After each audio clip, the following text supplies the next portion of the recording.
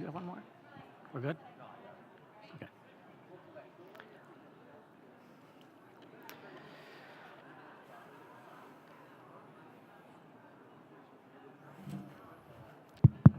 Welcome back to the crescendo session and remarks for today's event. Before I turn this over to the distinguished panel about to ascend these stairs, let's take one more journey, this time to northern Iowa, for the North Iowa Big STEM Best Model, a peek into the future of education. This is completely the most amazing opportunity that I've had in all of my years of education. This was a different mindset, and with that, students are able to thrive with that. They work in a professional setting, in a professional manner, but it's not regimented by desk rows and bells and schedules. We really refer to this as a new business startup. And the growth that I have seen and the growth that they have shared with me, the growth that their parents have shared with me. A lot of learning experiences, not only for the students, but the staff as well. Our main goals were to give students the opportunity to figure out some problems, find their passion, and find ways to work with the community to solve some of the community problems. So passion is key for the students that are working in Iowa Big North. Some lucky Iowa kids in the hands of visionary educators. How about a round of applause for all the STEM Best models portrayed today? Yay. It's my privilege to welcome to the stage Iowa Workforce Development Director Beth Townsend, Iowa Department of Education Director Ryan Wise, and a distinguished panel of experts prepared to share with you, or shear away with you, some myths around work-based learning. I'll turn it over to Director Wise.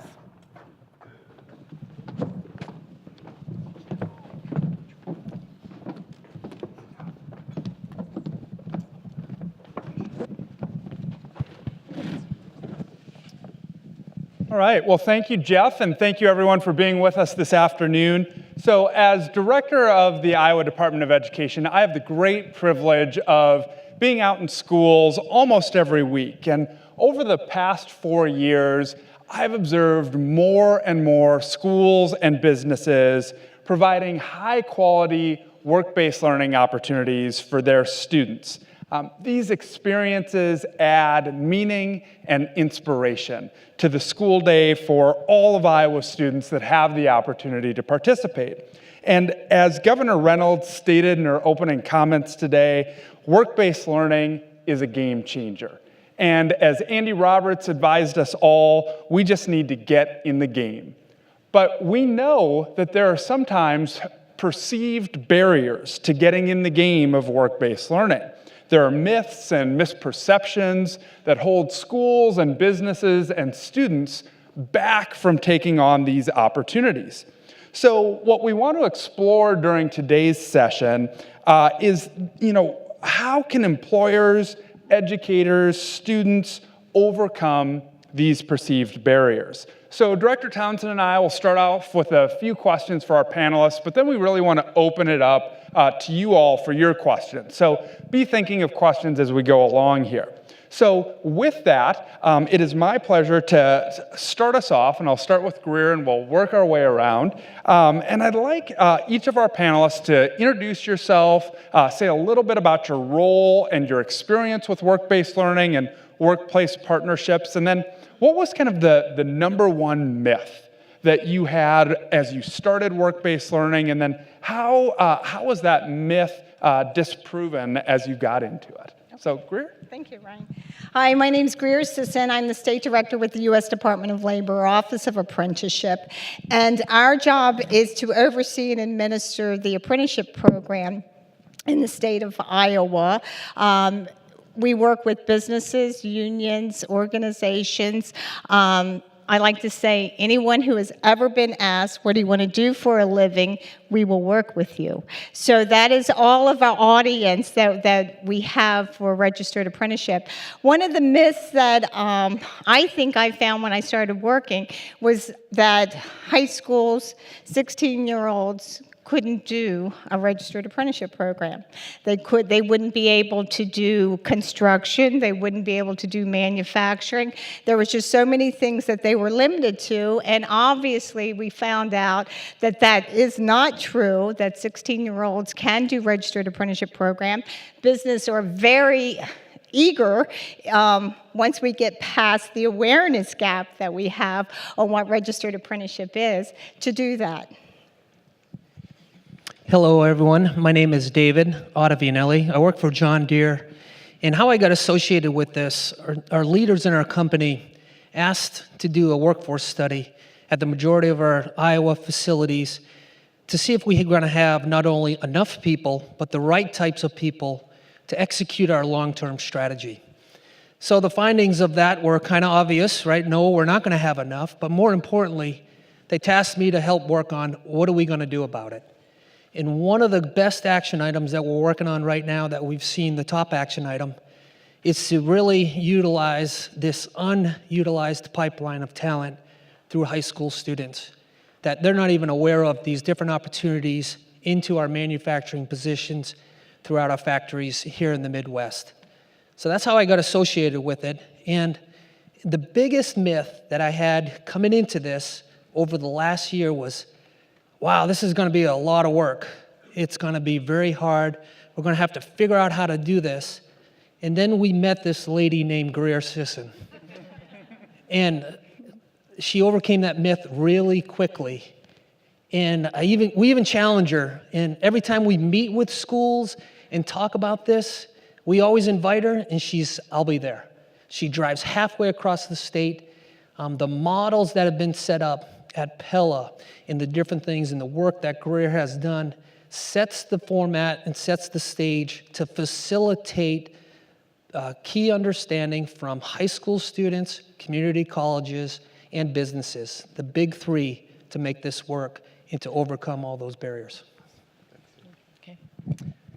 Hi, I'm Ann Lebo, and I'm the Executive Director of the Iowa Board of Educational Examiners. So I oversee licensure and conduct for the state of Iowa. And the biggest piece for us in terms of work-based learning partnerships is this idea that licensure is somehow a barrier. So the question that I often hear is, wouldn't it be great if we could get individuals with industry experience in the classroom to teach? And the answer to that question is that you can, and this isn't new, and it's not difficult. So what I want everyone here today to know is that any individual with experience in a CTE field can get a license to teach in the state of Iowa, and they could essentially start today. So what you need to do is you would first need to apply, clear a background check, and then you verify 6,000 hours of experience in your specific CTE area. And this is typically about 3 years of experience in fields from agriculture to culinary, to welding, CNA. There's a vast list of areas that you can be eligible for, and you can get certified in every area. And so you start today, and then you have 3 years to finish some basic pedagogy courses online. There's about 6 different courses, and those are maybe 1 credit each. It's not a full program, and they're very convenient, and you're able to complete those as you work. So the goal is to really enhance those partnerships and invest in the partners you have in your community, and to get that talent into your schools. And if you're not sure what that looks like, or if you need assistance navigating that pathway, please contact us, and we'd be happy to help you. Good afternoon.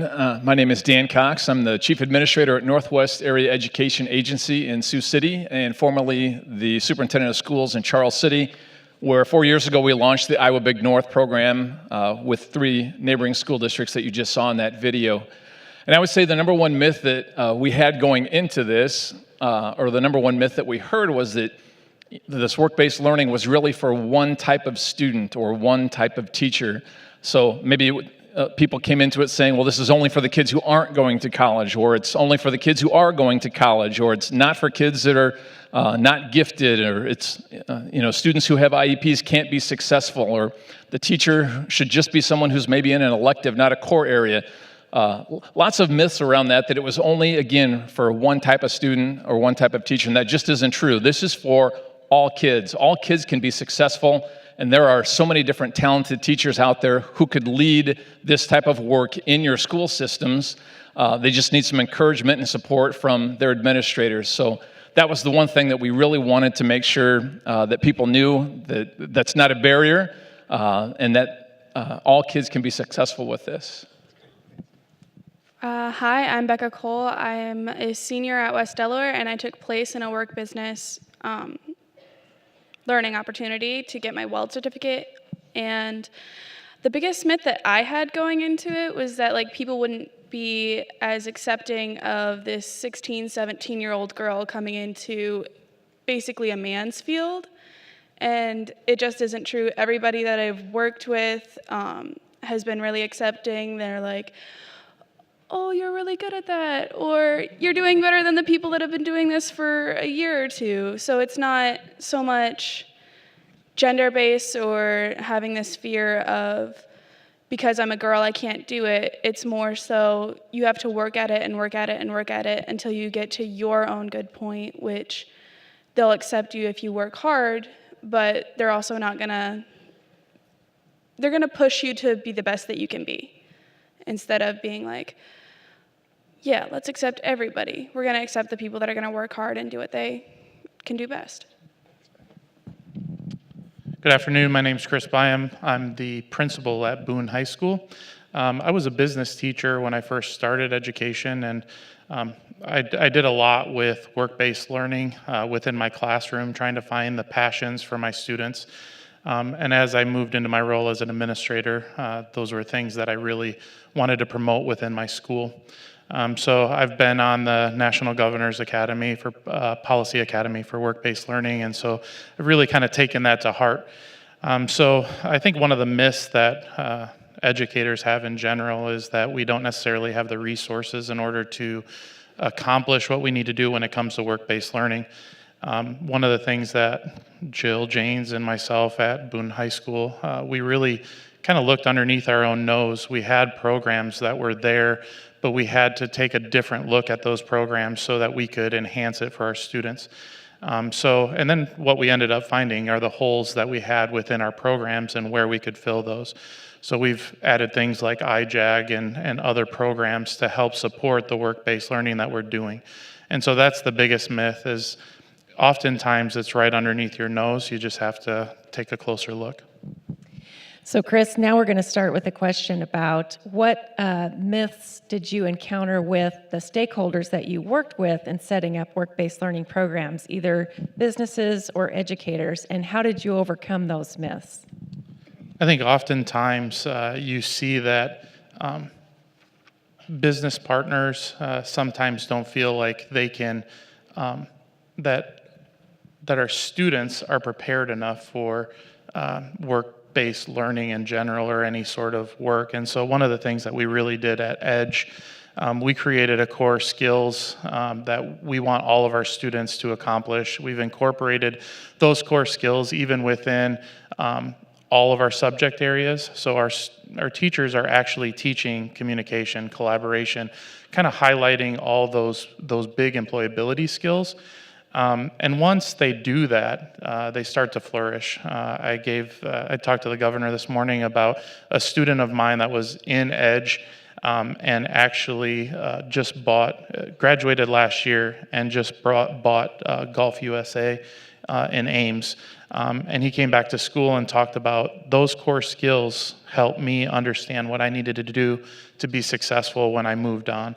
And so he's opening up a Wagner Golf in Ames, and there's countless of those type of activities.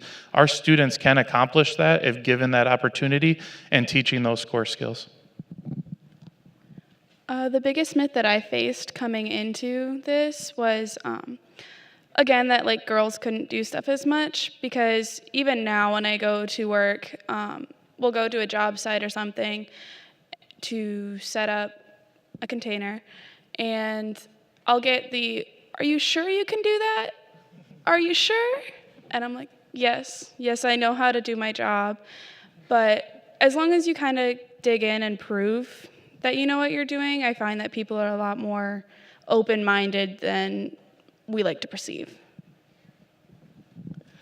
I think the low unemployment rate has really helped with businesses and stakeholders, because there are so many businesses that are needing employees that maybe the perception they might have had that I don't know if students could be successful with this project is out the window. They're ready to say, how can students be successful with this? How can we work with you as a school system?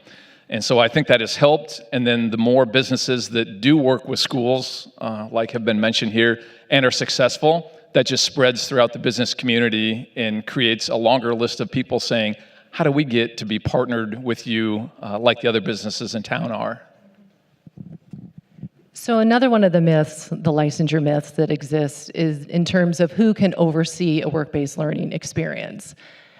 Anyone with a 512 endorsement can oversee a work-based learning experience in their area. They do not need any additional certification.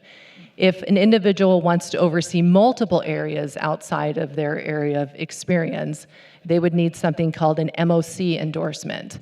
That can be added to any current 512 endorsement. So I'm a high school English teacher and I decide I want to be the MOC coordinator. I could start today and I could apply, and I would have 2 years to complete. There's 2 short courses I would need to complete that are in CTE and work-based coordination that I could do while I'm working, and then I would have to verify 1,000 hours of experience, of work experience outside of education. This used to be 4,000 hours in 3 courses, and we've reduced that because we found that was difficult for someone who's only ever been in education to get that experience. And 1,000 hours can be verified through multiple part-time jobs that you worked in college. The idea is that you have background in different areas to help coordinate these programs where you're going to oversee individuals that might be working in a welding setting or a CNA setting and help them understand the business skills and those soft skills that are part of that program. But in any scenario, you can really start right away, and that's sort of our goal in terms of making this work. If you're just looking at someone to be the coordinator to make those partnerships, they're not overseeing a course, they're not issuing a grade, they're not managing the internship. That does not need to be licensed. That could just be an individual that's a community partner, someone who works in your school that helps set that up. Maybe I'm a business teacher and I just don't have the time to coordinate that. Well, that's where you could have a non-licensed person make that partnership and connection while you oversee the actual internship. From a business perspective, especially in the manufacturing field, I was kind of surprised that we didn't have 10, 15 companies raising their hand to participate in it. And I was kind of thinking about it. Why isn't that the case? And there's a lot of questions, right? That they're either the age or how does this work? And, you know, like Rebecca said about the ability for the students to come into these companies and perform well. And it's been amazing in what I've learned working closely with our Davenport School District and North Scott schools. These are stellar students that want to come in, have a passion, and are going to add value to these companies right away. So understanding that is very difficult and really challenging companies. There's always a ton of reasons why you can't do it, but finding a way to yes and asking those questions and growing awareness through people like Greer, et cetera, with that plays a critical role in this. Thanks. And building on that, I would say one of the myths or really misunderstandings is that registered apprenticeship in general is going to be hard, that it's going to be too restrictive. How do I do this? And I think that once we've got so many great partners out there now to say, look, it's not that way. It is business-based, or industry-based. So therefore, we can build and develop this program. And I do believe that with businesses are afraid because of child labor laws and things like that to hire 16-year-olds.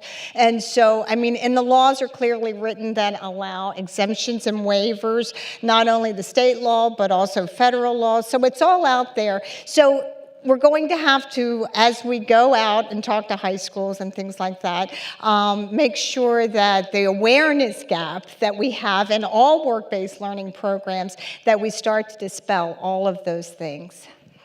Great. So you all have done a tremendous job of laying out the myths and misperceptions that exist that maybe you or your colleagues had. I'd like to do a quick go around, now that you've laid those out, what would be your one key piece of advice for either educators or students or businesses to overcoming those perceived barriers and making work-based learning work for everybody? It's Megan. I would say just give us a call and start. You have to start somewhere. We have now 6 registered high school apprenticeship programs in Iowa that can help you and give you advice as far as what they're doing. But I would also say call and ask. I always say, as far as if you have a business in your area, then you have the makings to have a registered apprenticeship program in high school. It is that simple. And so with knowing that, it is just a matter of having people like David O, workforce development, economic development, all of our partners, IJAG, who are going out there and pushing and driving that business. I was at a veterans conference. There was a business who had a registered apprenticeship program. I was talking to him about high school. And how do we get that in Indianola? And I went, you're the business, go talk to the school. That's probably the best way to get high schools to go, hey, wait a minute, this is a community involvement project that you had heard earlier today. Yeah, the trifecta at the local level, the high school, the community college, and the business are going to make it happen. So we can get that collaborative effort to work together to find solutions for our students, the business, local economy equals a wonderful event. Man, it's amazing to see what's going on. Another myth was, the school's got a long way to go to get these kids trained or these programs. They got 85 to 90% of it in place. And what these apprenticeship programs do is ties all that together to give a competitive advantage to our students to not only go into the workforce, but get credible degrees and continue their education into the future. One of the things that you can do is look for your partners in your community. I'm from a small town where there was, one electrician, one plumber, and when they were going to retire, who was going to replace them? So as a school, are you reaching out to those individuals that need a replacement? Would they be willing to work part-time? An authorization could be a part-time job for some of these people where you're going to come in and teach essentially who your replacement's going to be in the high school. It doesn't have to be the whole day, it doesn't have to be the whole program, but it becomes mutually beneficial for everybody who's investing in that community. The other piece that you want to look to as well is veterans. People with military experience often don't know how to transfer their skills into an education profession, and we've partnered with Home Base Iowa to give them some of our sub-skill sets in terms of experience veterans might have that would be great to be educators in the school, again, even if it's part-time, and help them understand what that partnership could potentially look like. Work-based learning provides really amazing opportunities for students, and I would recommend that you look at it not as dessert, but look at it as the main course. This isn't the thing that you go through school and then you get to do this one extra. This is really a vehicle for delivering a lot of core instruction and really impactful experiences for students. So just changing the way that you look at it, that this can be a great vehicle for core instruction, again, not just something that is an afterthought.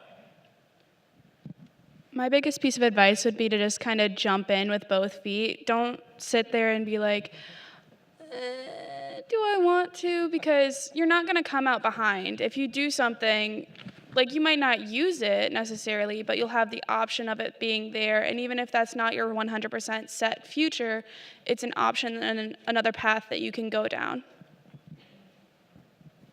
I would say that it's a focus on relationships. Oftentimes, earlier today we heard the quote where we have a situation where the businesses don't necessarily speak the language of education and vice versa. And so I think it's kind of letting your hair down, allowing for a conversation to happen where it's a mutual benefit.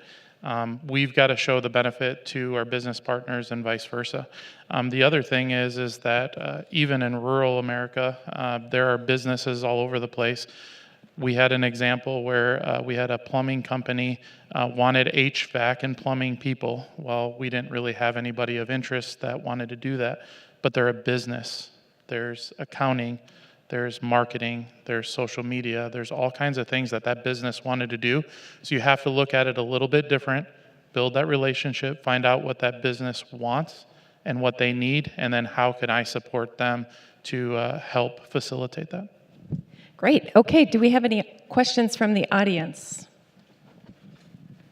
And I see a couple people standing up, or no, they're handing out the microphones. You could ask a question too if you want. How are the students being made aware of these apprenticeships and the parents? Okay. The students that are being aware of the apprenticeship programs in general who are at that particular high school, obviously they're letting them know. Parents have to be made aware of any kind of registered apprenticeship program that their son or daughter are going to get into. They have to sign the apprenticeship agreement. But in general, how our people in Iowa, students and older adults out, Iowa Workforce Development has the Earn and Learn website in there. All of the registered apprenticeship programs, to include high schools, are on there. I'm sure as we start to grow and build and have more high school participation in registered apprenticeship, you're going to see more marketing and information about how to get into a registered apprenticeship program. But obviously, the beauty of a high school registered apprenticeship program is that they're able to relay all this information to their students. So Greer, I'd like to add, I think it's important, and we're working with the schools on this, and they do an excellent job. Prior to coming into high school, that 8th, 9th grader, before the curriculum starts, to get them to understanding of some different options and a potential path that they could take. So I wasn't a big fan of going and talking to 8th or 9th graders, but it really pays off for them to start talking about that and gives them an idea that if you're interested, you can compete for these apprenticeships, and here's what they entail. Because a lot of these courses may start their sophomore year. And I'd even go before that. One of the things that we really try to do with EDGE is it's a K-12 continuum. Exploration and pieces can happen anywhere from K to 8. And then when they get to the high school, obviously we would delve deeper into it. But getting them kind of the knowledge, the just fundamental basis of that is really important, and allows them, as they get into high school, they kind of have an idea of what they want to do. Okay, next question. Yeah, over here. Oh, there you go. Thank you. So I think you've done a great job of articulating pathways for students from high schools into employment, work-based experiences. Can you speak to a little bit to the role or the opportunity that you see for higher education to partner and collaborate in this process? I love that question. And I'm going to tell you why. And because in the work-based learning and registered apprenticeship, all these programs, the two main things when we talk to high schools, businesses, or anything that you have to have an employer who's going to provide on-the-job learning, and you have to have related training instruction or coursework. So with our high schools, it is possible for a high school student, we were talking about this earlier, to graduate from high school, to get their high school degree, get CTE credits from the community colleges and graduate with college credit and or maybe even the associate's degree, and have their registered apprenticeship, which is something that the industry recognizes, certificate, and money in their pocket because they've been getting paid. So it is a very strong partnership that with work-based learning and higher education. Any veterans in the audience, registered apprenticeship in itself is considered a post-secondary degree program. So therefore, the more that we partner and build these work-based learning programs, whether they be registered apprenticeship or not, I think that thing that we're looking at is that we're bringing in business, bringing in education, and developing that well-rounded skilled worker. I love that question. I'll pay you $5 later. One piece that I would like to add to that as well is just in terms of if you're offering this for dual credit and dual enrollment, the individual teaching the course does not need a license through us. So when you have those community college or higher ed partners, they're still able to get the credit. And I know sometimes that's really beneficial for districts who struggle to offer this independently. And out in Sioux City, Morningside College and Western Iowa Tech Community College are launching Project Ingenuity.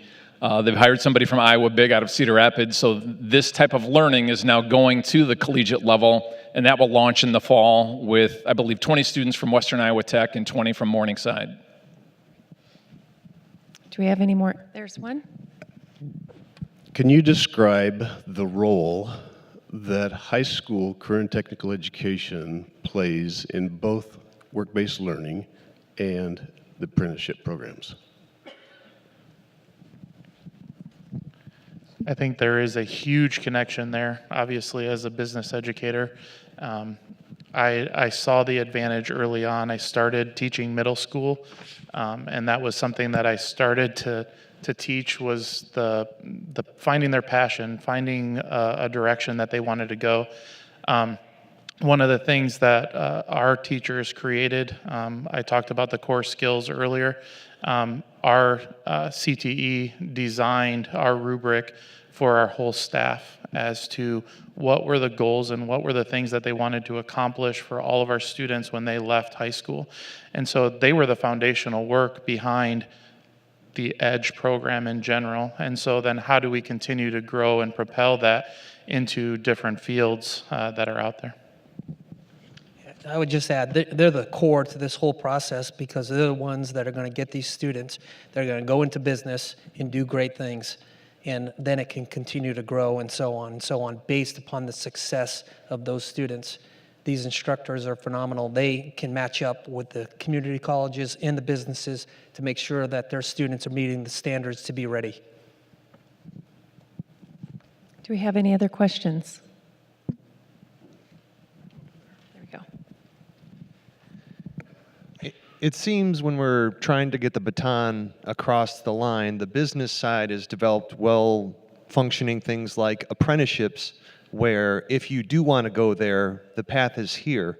From the education side, where do you guys think that the baton gets dropped? Because if you have all these businesses clamoring for people and great talent, you talk to students, they eventually want to have a job they enjoy and excel at, but why can't they find each other in the same kitchen with a map, you know? That's a great question. I think one of the things, it's speaking the right lingo. Like I said, I was a business teacher, and so I take those relationships very personal. I go out, I have discussions with them. I listen to what the business partners are telling me. So for instance, I wanted to work with Fairway in an IT type of capacity, trying to build an apprenticeship. I actually called Greer and asked for all the IT information.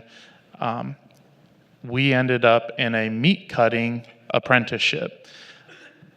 What we learned from the situation was that we need to listen to our business partners, and then how can I help my business partner find students to fulfill that role? Now we continue to have the discussion about IT, but their first thing was meat cutting. Their second thing is retail management. I think it's speaking the same language, opening up and being willing to work back and forth. And what I've noticed is our business partners are hungry to find people. And so I think as an educator, I've been trying, I go back to my core skills over and over again. If we can create great employees that have multitude of experiences and have those core skills, it doesn't necessarily mean that they're going to go into the meat cutting with Fairway, but they are prepared to do anything else when they move on. Post-secondary education happens in multiple different ways. It's not 4-year, 2-year apprenticeship. I mean, there's training at a job, at a career. That's all learning.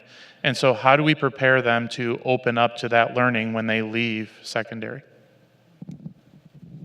I think it's changing paradigms as well. That for so many of us, the paradigm is that learning only happens in 45-minute increments, and it's only one thing at a time. It can only be English, and then it can only be math, and then it can only be social studies. And so to change that paradigm of what do you mean that a student is going to be learning multiple things at the same time while engaged in an apprenticeship or a work-based learning experience, that takes a huge shift, and there just aren't enough people who have made that shift yet. I think the other piece of that is, who are you handing the baton to? And someone earlier mentioned, when you said contact the school, you don't call the school, who is your person?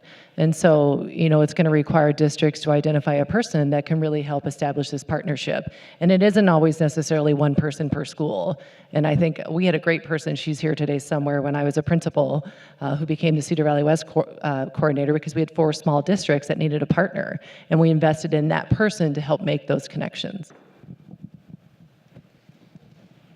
Any other questions? Okay, I think we could safely end 2 minutes early. How about that? Yes, okay. Well, let's give a round of applause to our panelists. Thank you very much.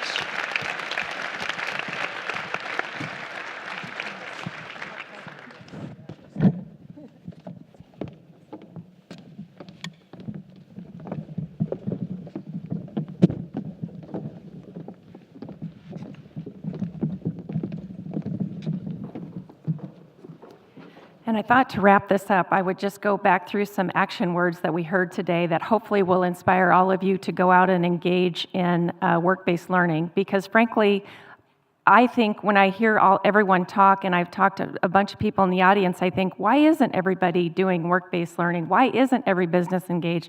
Why isn't every school? Why isn't everybody watching Game of Thrones? I don't know. These are questions that I ponder. But I think we should and can all be engaged in work-based learning. So today we heard we need collaboration and we need partnership. Those are absolutely key to forming work-based learning programs. We need to get out of our comfort zones. We need to just get started. And we need to create lifelong learners. So I think if we can do those 4 things, we're going to create those work-based learning environments for our students that are going to reap results not only right after graduation from high school, but through the rest of their lives. I'm really lucky in my job as the Director of Workforce Development. I get to travel around the country and I get to talk to a lot of different states who are engaged in this work, who are developing their talent pipeline, who have set education attainment goals.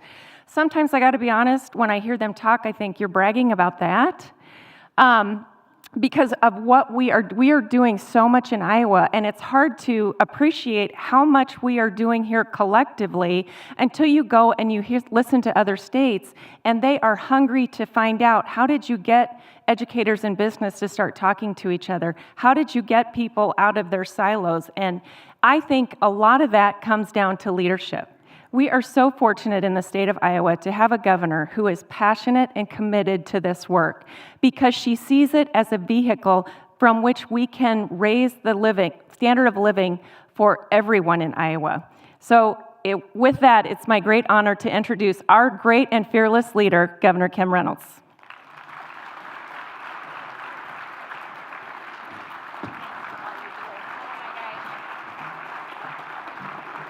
Oh, yay, what a day, right? What a day. This is for all of you. Oh, thank you, Beth. And again, it's an incredible team that we have surrounded ourselves with that are making things happen each and every day. And all of you that are here today are part of that incredible team.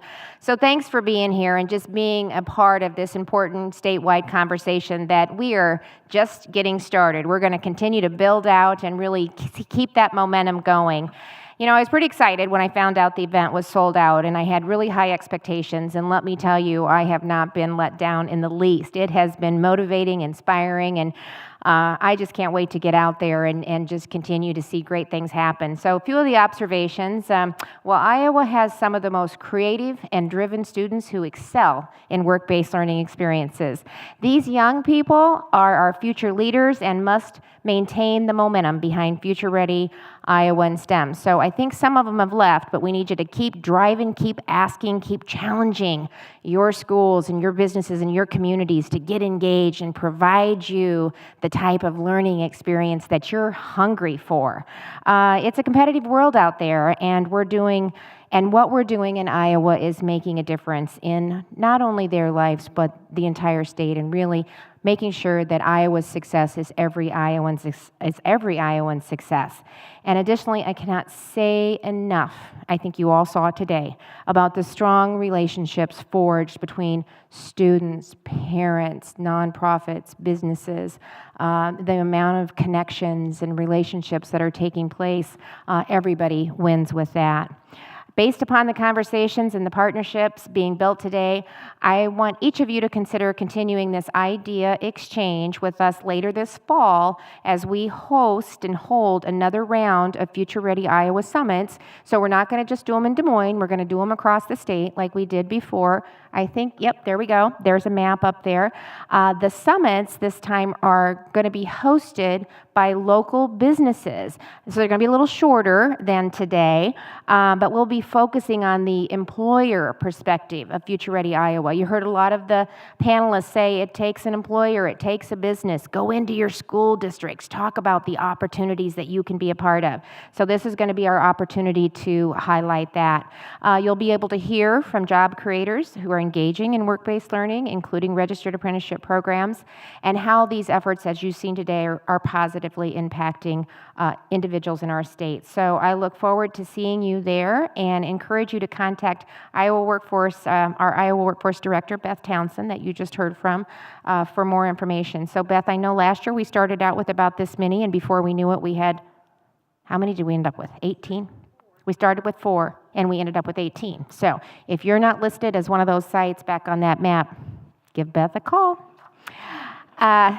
Iowans know that tomorrow's workforce is sitting in the classrooms, and we need to do everything possible to inspire our young people, especially underrepresented and minority students and girls who haven't considered STEM-related fields for their job choices.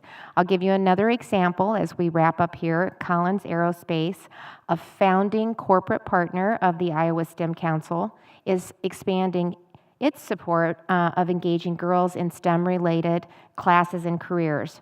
Through a strategic partnership with its parent company, United Technology, Collins Aerospace is expanding Girls Who Code.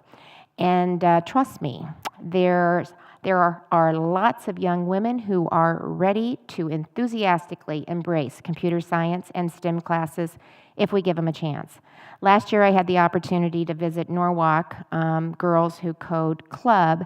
They focus their energies on both helping girls learn to write code and building confidence in one another. It started on a flight back from Washington, D.C., and I happened to sit next to a grandma of one of the students who was bragging on her granddaughter, talking about how she started this club, and it was the most amazing thing, and they owned it and went to the school board and got it going. And I said, oh my gosh, I've got to meet these girls.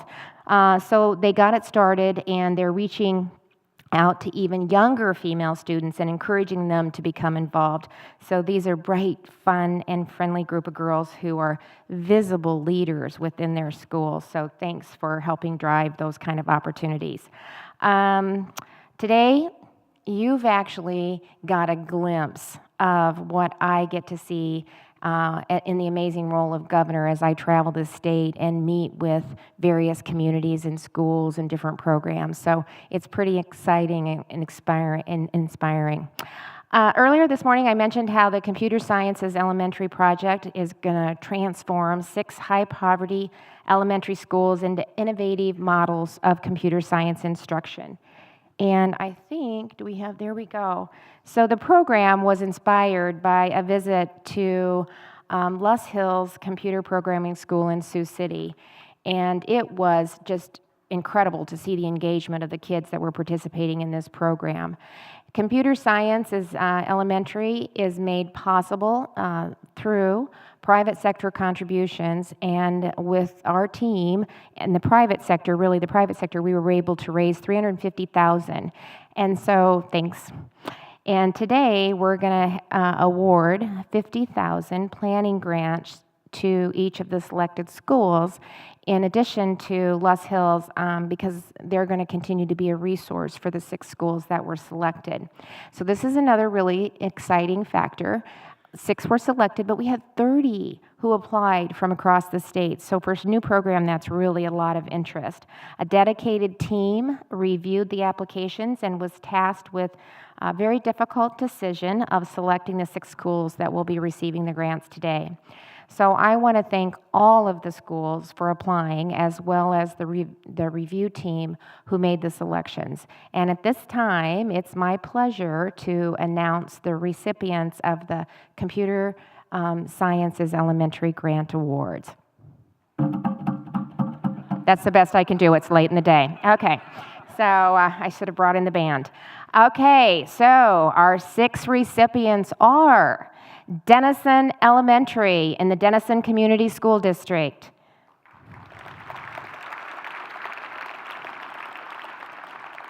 Lenahan Intermediate, Marshalltown Community School District.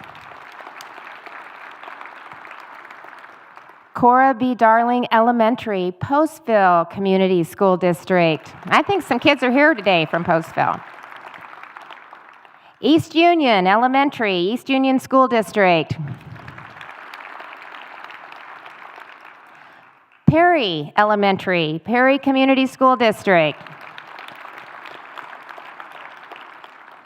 Richardson Elementary, Fort Madison Community School District. Okay, let's give another big round of applause for all of those school districts that were selected. We can't wait to watch you put computer science to work in your school.